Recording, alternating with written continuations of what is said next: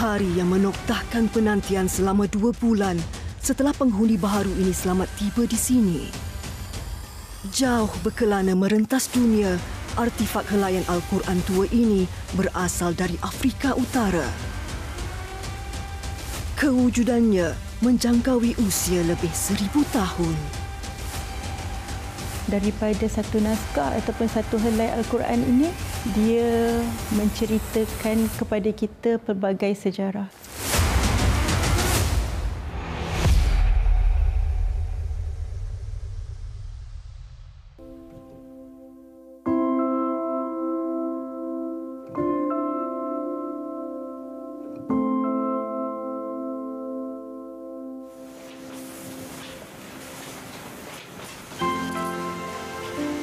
Masa bergerak pantas.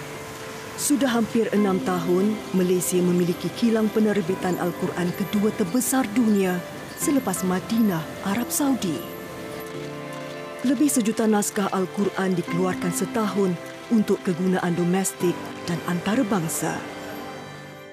Pembangunan ilmu Al-Quran dan perkembangan teknologinya lahir kepelbagaian inovasi mushaf Al-Quran bagi memudahkan generasi kini mendalaminya.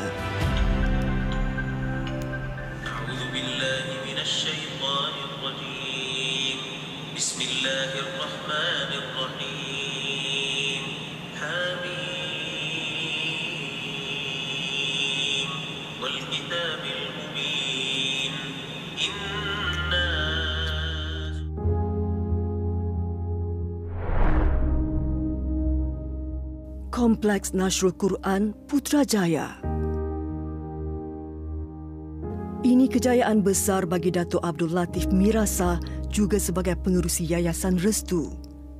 Dialah yang memulakan usaha berani menerbitkan mushaf Al-Quran yang pertama di Malaysia hasil salinan tangan anak tempatan. Kalau nak ambil jangka pendek, mudahlah kita boleh ambil orang Arab seperti yang berlaku di negara lain yang mengambil khatat daripada negara Arab. Ataupun daripada Indonesia, boleh kita mulakan projek dengan mudah. Tapi saya mengambil jalan yang agak susah di mana kita memikirkan bahawa yang baiknya kita melatih anak kita. Dan kita yakin kepada kemampuan anak-anak Melayu kita sini. Masa mula tu kita tidak ada apa-apa niat besar. Hanya niat kita nak menghasilkan sebuah Quran yang menggunakan seni tampak Melayu.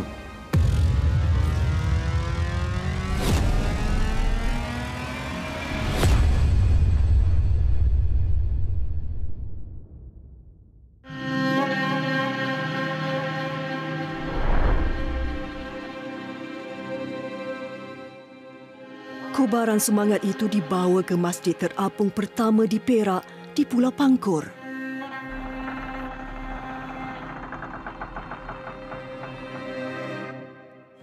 Mengagumkan.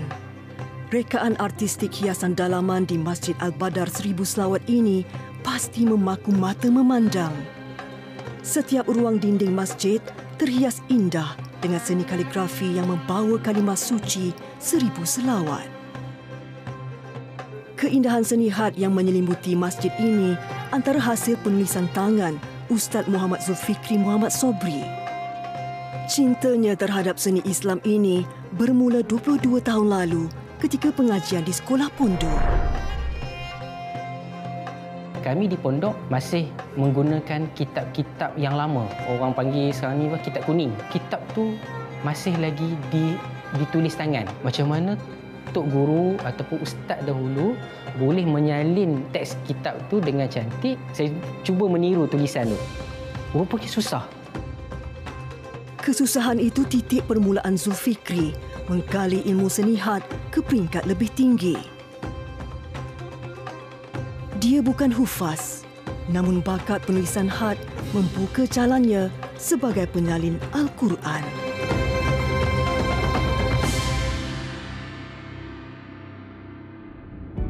Al-Quran, mukjizat teragung diturunkan kepada Nabi Muhammad SAW melalui perantaraan malaikat Jibril. Ketika hayat baginda, ia dipelajari menerusi hafazan dan para sahabat bertalaki bersama Rasulullah SAW sebelum meminta sahabatnya menulis. Diriwayatkan baginda mempunyai 43 sahabat sebagai jurutulis. 6 daripadanya penulis tetap wahyu termasuk Zaid bin Thabit dan Muawiyah bin Abi Sufyan. Selebihnya ditugaskan menulis surat rasmi. Bismillahirrahmanirrahim. Tabarakallazi biyadihil mulku wa huwa ala kulli syai'in qadir. Allazi khalaqal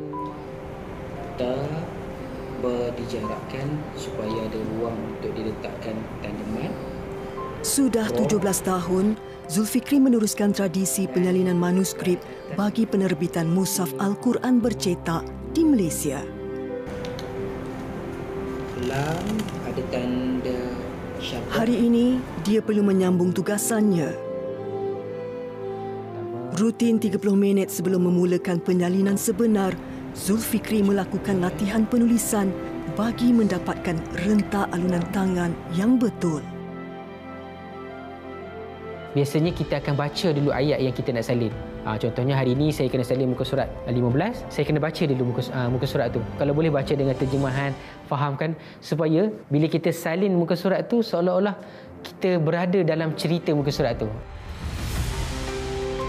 Penyalinan teks Al-Quran di Malaysia adalah jenis had nasah mengikut tradisi resam Uthmani. Ribuan jenis penulisan had yang wujud dalam sejarah dunia Islam. Sebagai penyalin, menguasai jenis tulisan yang meluas itu senjata utama. Cuma untuk menjadi seorang penulis khat ni, dia ada 7 jenis khat yang muktabar lah. Kalau dapat kenal 7 jenis khat yang ada tu, insya-Allah boleh jadi penulis khat dan juga boleh belajar dan juga boleh tulis dengan cantik. Salah satunya khat nasah. Khat nasah ialah khat yang dipilih pada teks Al-Quranul Karim. 3 tahun Zulfikri menjalani latihan khusus secara fizikal dan memantapkan ilmu pembacaan Al-Quran. Selain membaca dan menghayati isi kandungan, kaligrafi, seni Islam yang dianggap jantung Al-Mushaf. Kerana apa seni kaligrafi itu merupakan jantung? Kerana dia sebagai wadah ataupun sebagai bekas yang membawa ayat-ayat suci Al-Quran. Disebabkan itulah seninya diangkat menjadi antara seni yang utama dalam kesenian Islam. Muzium Kesenian Islam Malaysia, Kuala Lumpur. Hampir 20 tahun, Nurul Iman Rusli mendalami ilmu manuskrip Islam, membabitkan kodikologi dan paleografi. Peranan sebagai kurator asbab dia mengkaji lebih 3,000 manuskrip dan artifak mushaf yang berada dalam simpanan muzium. Sejarah menyatakan penulis atau penyalin merupakan golongan istimewa dalam sesebuah kerajaan. Mereka digelar penyalin istana. Di istana-istana diraja pada waktu itu, terutamanya pada zaman Uthmaniyah di Turki, Mughal di India dan juga Safavid di Iran, mereka merupakan antara jawatan tertinggi di dalam bengkel-bengkel diraja. Jadi mereka lah yang menghasilkan mushaf-mushaf istana, sama ada dihasilkan untuk diberikan sebagai hadiah di antara kerajaan ataupun dihasilkan untuk masjid-masjid dan madrasah sultan tersebut. Bahkan ada seorang juruhat di Istana Uthmaniyah pada suatu ketika dahulu mengajar 3 orang sultan sepanjang usianya untuk menulis dan juga memahami cara penulisan khat yang betul. Dimaksudkan Hafiz Osman, penyalin istana yang masyhur ketika kerajaan Uthmaniyah di Turki. Dan ini mushaf salinan tangannya pada abad ke-17 masih sihat terpelihara.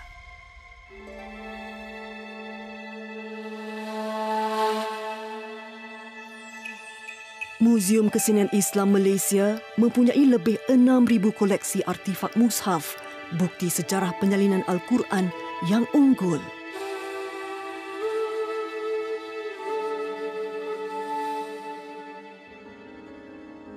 Sebelum penggunaan kertas diperkenalkan pada abad ke-10 dalam dunia Islam, penulisan dilakukan di atas bahan-bahan semula jadi.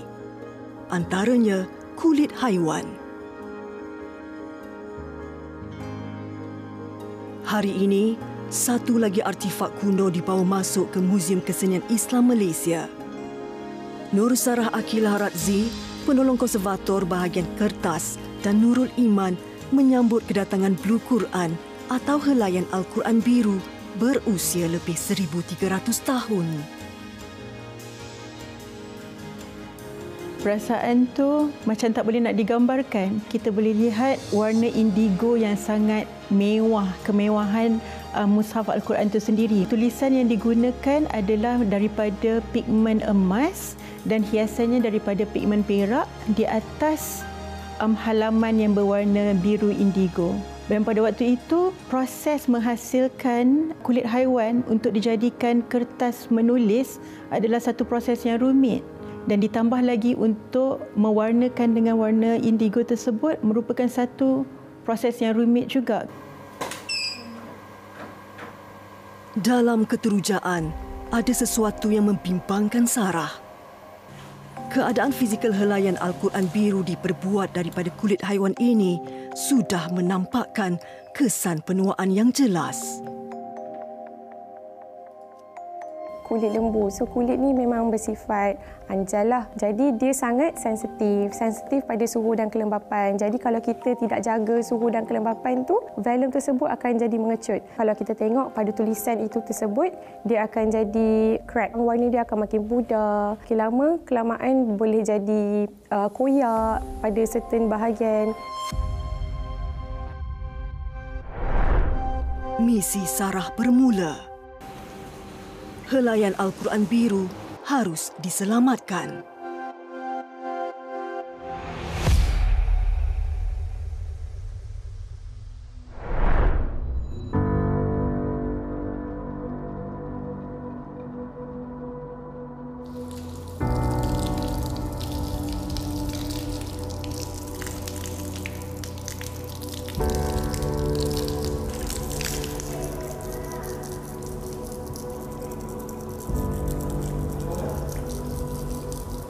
Sebenarnya menyalin ni macam kita baca Al-Quran juga. Kita kena ada wuduk, kita ada doa, ada solat sunat dulu, dia punya syarat dia lah. Kita latih.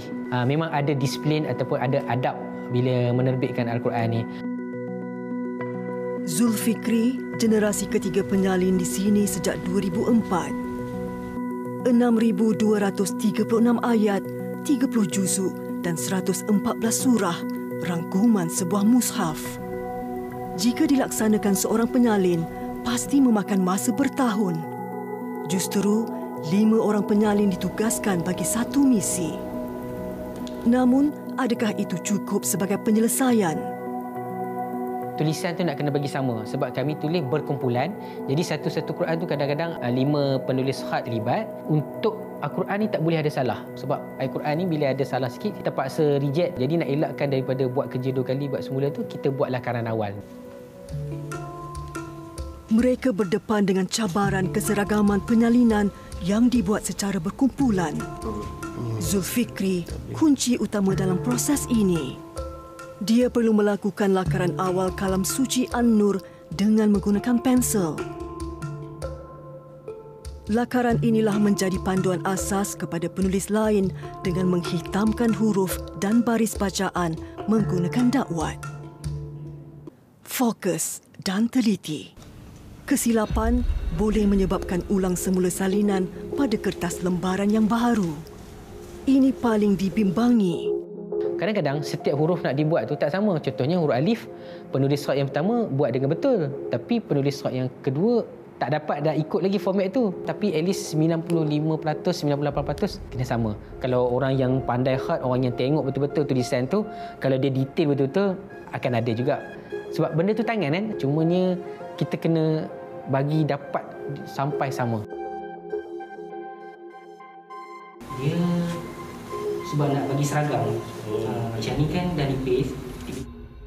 Kesalahan penyalinan ayat suci pada huruf, tanda bacaan mahupun ketidakseragaman penulisan itu menjadi keutamaan semakan. Penggunaan alat tulis juga mempengaruhi kesempurnaan. Alat tulis yang kita gunakan ialah alat tulis tradisional yang hanya terdapat di Malaysia sahaja, iaitu daripada pokok paku resam. pokok ni dia hanya terdapat di negara Nusantara. Inilah alat tulis terbaik yang pernah digunakan oleh generasi terdahulu dan kita pakai balik, kita gunakan pada penyalinan Al-Quran.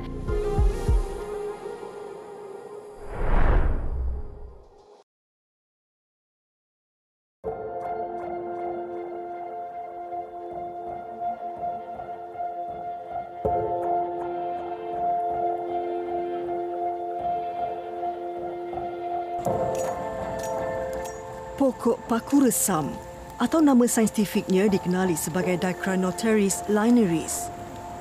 Sejenis paku pakis besar hidup subur meliar di tepi lereng bukit atau kaki bukit. Batang pokok paku resam telah diguna pakai dalam sejarah koleksi manuskrip Melayu tulisan Jawi sekitar abad ke-16. Biasanya kita pilih pokok paku resam ni yang paling cantik ialah yang tua. Di antara tiga ni, yang gelap. Yang gelap ni yang tua, ini yang tahan. Kalau kita nak raut paling halus sehalus jarum pun ini yang warna ni.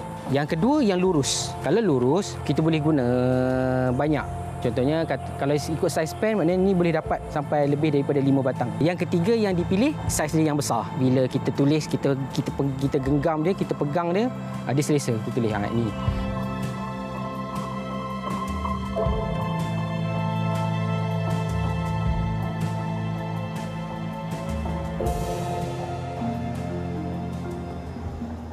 Alat tulis adalah senjata utama penulis khat atau khatat.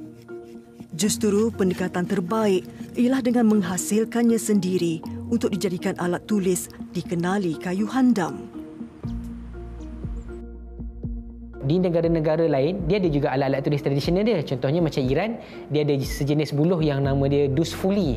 Macam di Kazakhstan pun ada juga buluh dia, nama dia khaizaran. Jadi kalau di negara luar, apa yang mereka buat bila nak tulis halus, dia terpaksa beli pen besi, mata dia terpaksa raut semula. Ubah sway mata tu untuk dibuat menulis khat untuk sahih halus.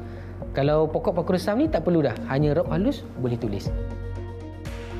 Tradisi lama yang dipertahankan, sifatnya yang semula jadi umpama kembali kepada fitrah, mendukung kesucian manuskrip Al-Quran.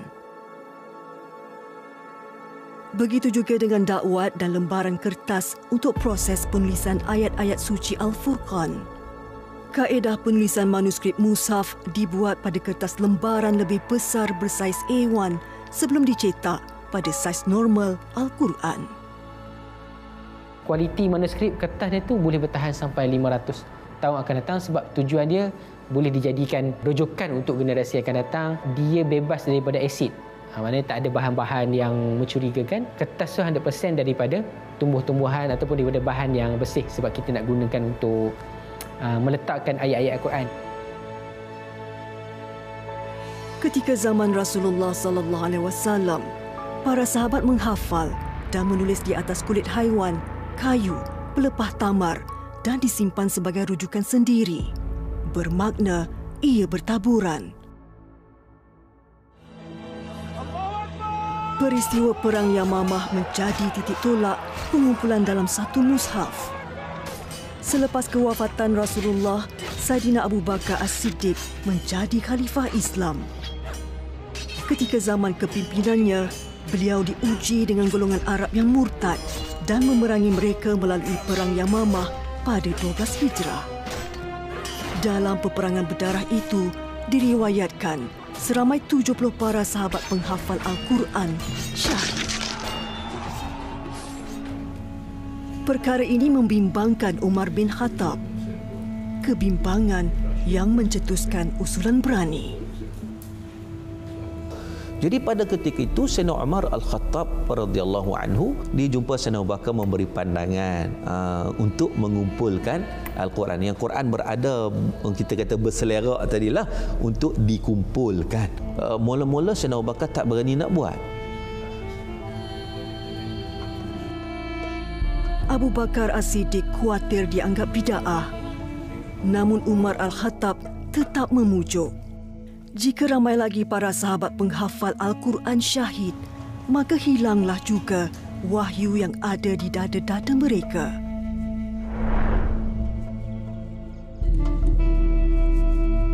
Keputusan yang sukar dan berat buat Abu Bakar.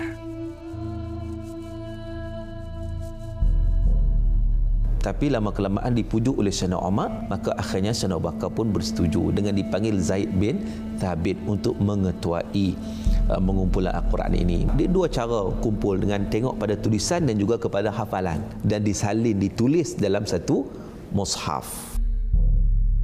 Pengumpulan era kedua terjadi ketika pemerintahan Saidina Uthman bin Affan.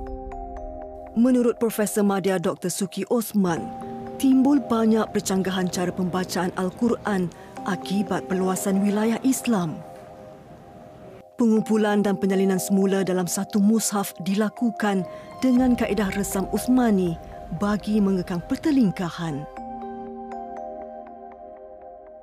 Allah Subhanahu wa taala menyifatkan kalam Allah itu sebagai Al-Quran dengan Al-Kitab. Al-Quran itu asal perkataannya baca. Al-Kitab ni asal perkataan kataba, tulis. Nak menunjukkan bahawa Al-Quran itu dipelihara oleh Allah melalui dua cara, iaitu bacaan dan juga tulisan. Nabi menyatakan kepada para sahabat, fala taktubu anni ghairal Quran, jangan tulis daripada aku melainkan Quran. Nabi suruh tulis selain daripada yang dihafal. Nabi sampaikan kepada para sahabat, lepas tu turun sikit-sikit tu. Turunnya Al-Quran cukup indah. Malam Lailatul Qadar, 30 juzuk diturunkan sekaligus dari Lauh Mahfuz ke Bait Al-Izzah di langit dunia. Kemudiannya diturunkan kepada Nabi Muhammad sallallahu alaihi wasallam dengan perantaraan Jibril alaihissalam secara beransur-ansur. Iqra' bismi rabbikal ladzi khalaq. Khalaqal insana min 'alaq. Iqra' wa rabbukal akram. Surah Al-Alaq ayat 1 hingga 5, wahyu pertama diturunkan kepada Nabi di Gua Hira. Sana ma lam ya'lam.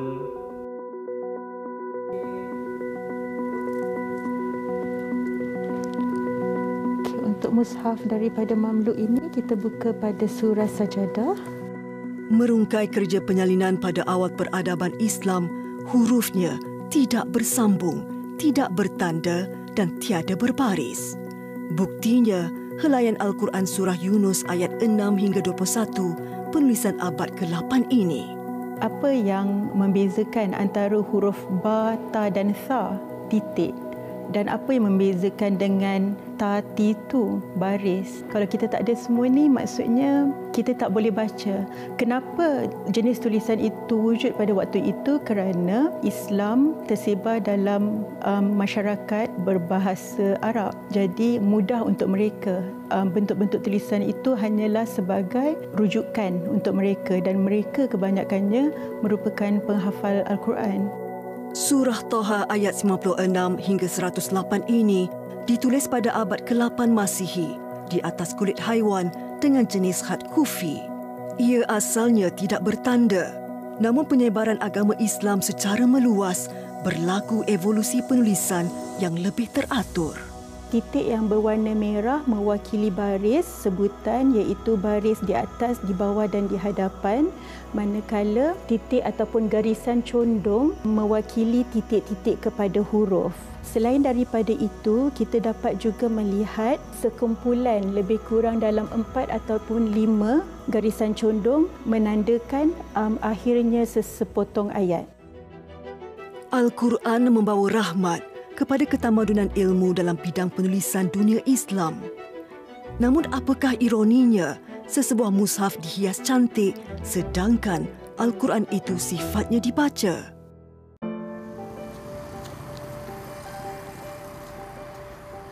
Yang ini betul. Betul.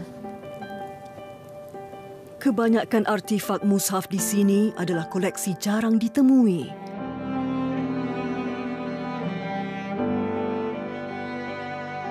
Seperti Al-Quran tidak berjilid ini, dihasilkan pada abad ke-19 dari Sudan Sub-Sahara Afrika. Helaiannya berceraian, tidak dijahit, hanya diletakkan di dalam bekas. Ini tradisi budaya primitif yang diwarisi sejak abad ke-9. hiasannya juga sangat sederhana.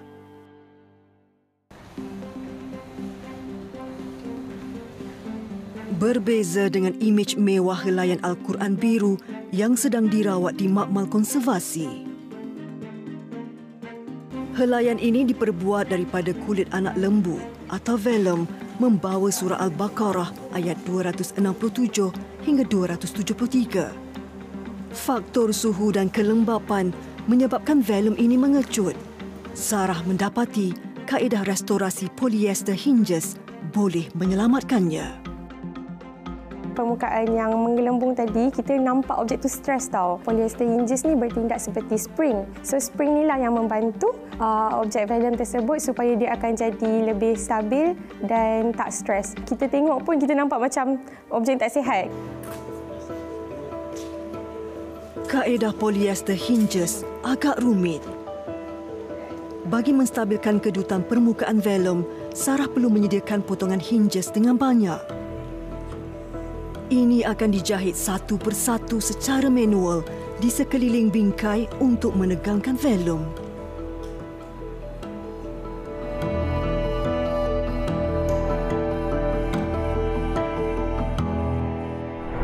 Kompleks Nashrul Quran, pusat percetakan Al-Quran bersepadu utama di rantau Asia Tenggara. Sehari, hampir 70,000 naskah Al-Quran dicetak. Di sini hanya menumpukan kerja percetakan, manakala kerja-kerja penerbitan dan penghasilan manuskrip dilakukan di Yayasan Restu Shah Alam. Mushaf Malaysia pertama antara yang kaya dengan hiasan. Ini lembaran manuskrip asal yang mula disalin pada tahun 1989 dan dicetak pada tahun 2000. 10 tahun, tempoh yang panjang untuk menerbitkan mushaf sulung bercirikan seni tampak Melayu. Seni mushaf ni lebih kepada seni halus. Kebanyakan hasil daripada seni zukruf ni menggunakan tangan, manual.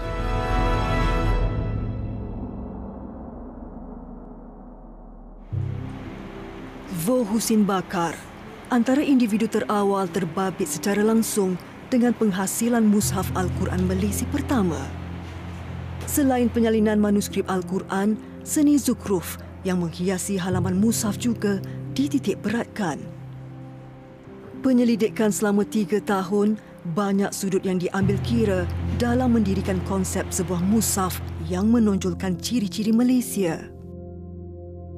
Di antara bahan rujukan kita dalam pembinaan seni mushaf ni, kita punya reference tu daripada masjid-masjid lama, istana, pakaian, barang kemas. Sumber ekonomi satu-satu negeri itu bergerak dari segi R&D itu ke arah itu. Jadi kita tunjukkan identiti satu-satu negeri itu tergantung pada apa konsep yang kita nak tunjukkan. Kalau Kedah, kita tunjukkan padi kerana di antara sumber pendapatan dia yang utama itu adalah padi.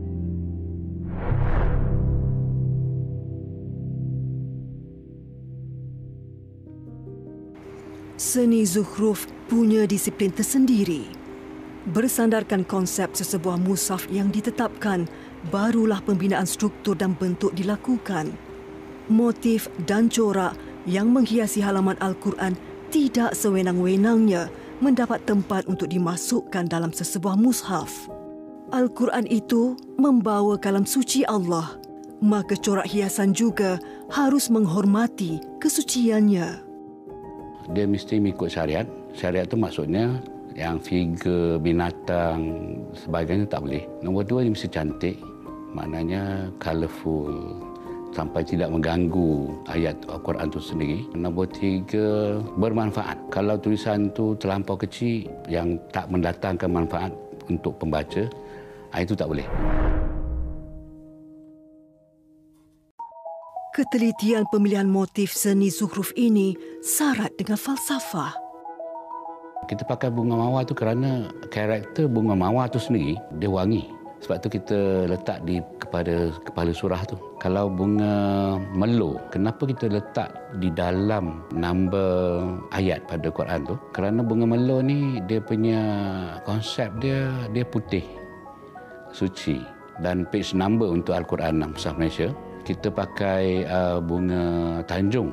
Karakter pokok bunga tanjung ni kalau you tengok dia lebat.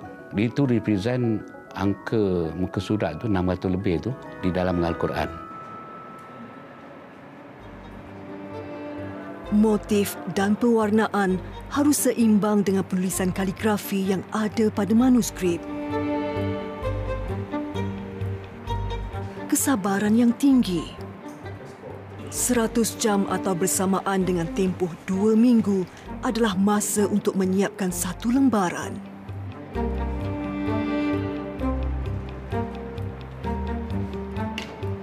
Hiasan keliling dia tu tidak boleh terlalu dominan ataupun menjerit dari segi warnanya dengan saiznya.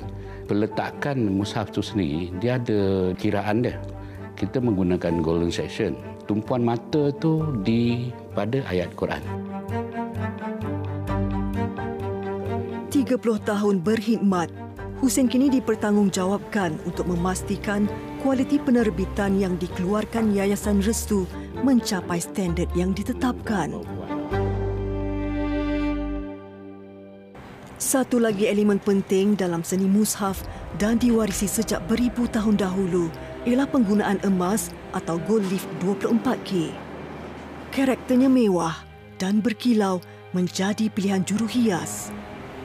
Ketika awal peradaban Islam, pewarnaan hiasan mushaf banyak kepada warna biru, emas, merah dan kemudiannya hijau. Namun perletakan hiasan emas atau iluminasi ini hanya syarat di halaman surah tertentu. Helaian beriluminasi ini selalunya berada di helaian awal surah Al-Fatihah dan juga permulaan surah Al-Baqarah dan juga di bahagian akhir di mana menghiasi surah Al-Falaq dan juga surah An-Nas. Dia ada falsafah di sebalik penggunaan emas dalam menghiasi Al-Quran ini. Falsafah di sebaliknya adalah ia seumpama cahaya yang melorongi hati-hati pembacanya.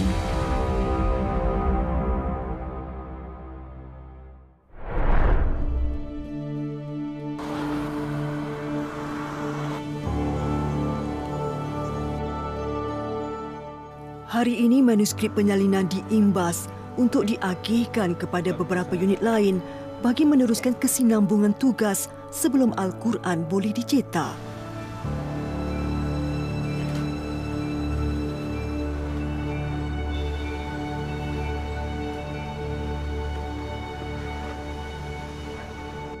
Di sini, tugas unit grafik bermula.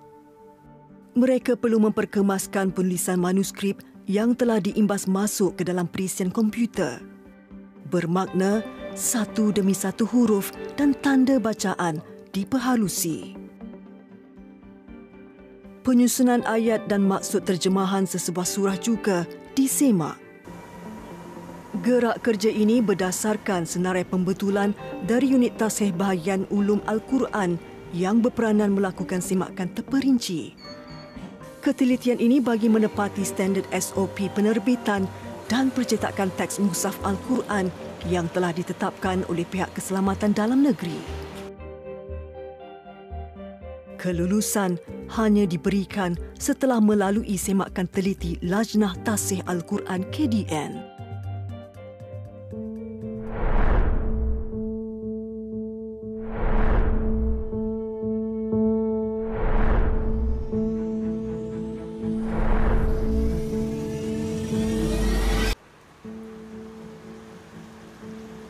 Kota Baru, Kelantan. Lajnah Tasihih Al-Quran ditubuhkan pada 1987 sebagai usaha kerajaan memelihara kesucian Al-Quran daripada kecacatan atau kesilapan. Mereka adalah 35 hafiz yang pakar dalam ilmu penulisan dan penandaan Al-Quran. Hari ini Profesor Madya Dr. Khairul Anwar Muhammad mengetuai gerak kerja setelah 2 tahun tergendala akibat pandemik COVID-19.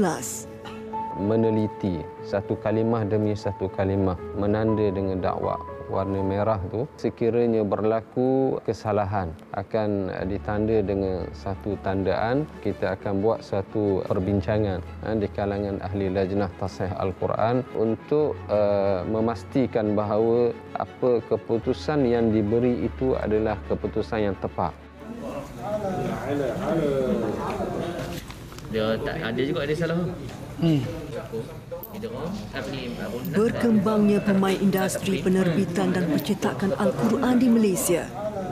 Kepelbagaian inovasi dan kreativiti naskah Al-Quran yang cuba ditampilkan oleh penerbit kadangkala banyak mengundang perdebatan. Hanya raw saja yang temu. Ronah tu, tanwin tu ronah dah. Sebagai contoh, syarikat A menandakan izhar dengan hijau. Syarikat B menandakan izhar dengan warna merah. Syarikat C menandakan izhar dengan warna biru. Hukum yang satu tetapi dengan pewarnaan yang pelbagai menyebabkan berlaku kekeliruan di kalangan masyarakat. Jadi di sinilah Lajnah Tasihih Al-Quran telah membuat suatu penyelarasan. Khairul Razak, ini merupakan tahun keduanya bersama Lajnah. Tugas mereka bermula jam 7 pagi sehingga 12 malam, menumpukan juzuk demi juzuk. Kaedah semakan dilakukan dengan mengagihkan satu juzuk kepada 2 orang Lajnah bagi memastikan tidak berlakunya ralat.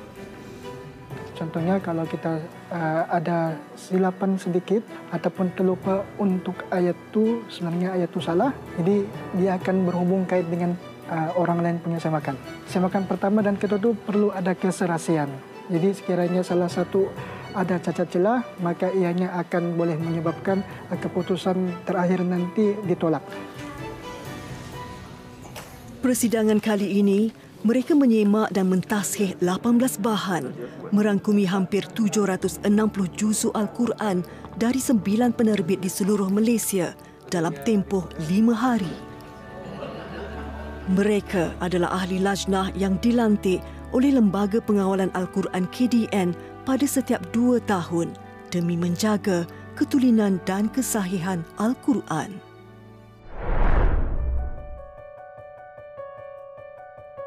Sementara di Muzium Kesenian Islam Malaysia, Sarah sedang menyiapkan kerja-kerja akhir konservasi ke atas velum Al-Quran Biru, artifak kuno dari Afrika Utara. Penuh cermat, Sarah tidak mahu kaedah polyester hinges ini mencacatkan artifak. Bersandarkan pengalaman mengendali lebih 30 artifak mushaf, Sarah menamatkan misi ini lebih awal daripada tempoh lazim. Misi menyelamat helaian Al-Quran Biru dari kulit anak lembu ini akhirnya selesai. Satu lagi koleksi unik di Muzium Kesenian Islam Malaysia memperlihatkan keunggulan penyalinan mushaf lebih 1000 tahun dahulu yang masih hidup.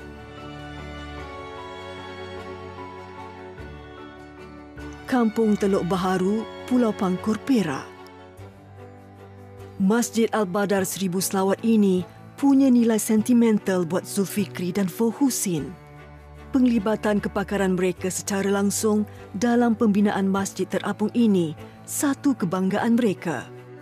Masjid 1000 Selawat ini didirikan oleh Yayasan Restu sejak 2014. Biarpun sudah melewati masa, Husin dan tim sentiasa peduli sebagai langkah memelihara keindahannya.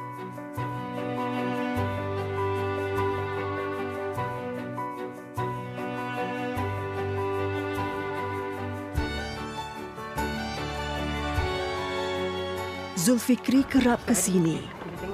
Menerusi peluang sebegini, penyelidikan menerusi pandangan orang ramai terhadap kesesuaian penulisan kaligrafi untuk pembacaan diperolehi. Tapi kita gunakan saiz yang tebal. Tapi tulisan kita buat tebal macam tu. Ataupun kita nak kekalkan macam ni. Saiz yang tebal tu, nanti dia punya lubang dia tu hilang. Sekarang ni era digital, bila kita buat kuliah pun pelajar-pelajar dah tak menyalin, semua dengan handphone, dengan tab macam tu je. Cabaran era digital ni dengan ambil peluang untuk kita menggalakkan masyarakat terlibat menyalin Al-Quran, dan kita kena fikir Al-Quran yang kita salin ni bukan untuk kita, jadi untuk masyarakat akan datang seperti mana generasi-generasi dahulu memikirkan untuk generasi kita yang sekarang ni. Senihat menjadikannya insan yang paling dekat dengan kalam suci. Dia mahu terus berbakti, mendukung karya seni ini sebagai sebuah legasi.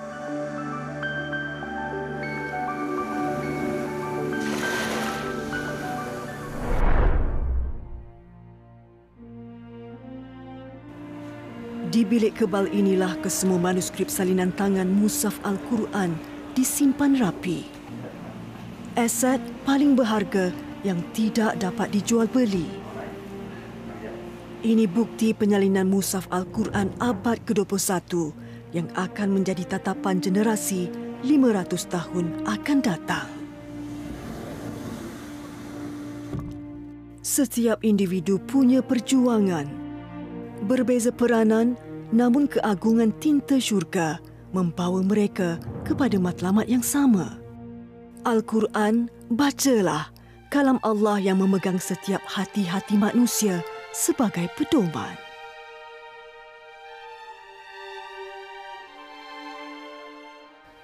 A'udzu billahi minasy syaithanir rajim.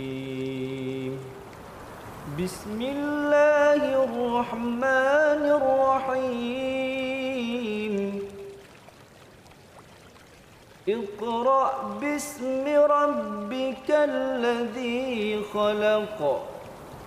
Khalaqal insana min 'alaq. Iqra' wa rabbukal akram.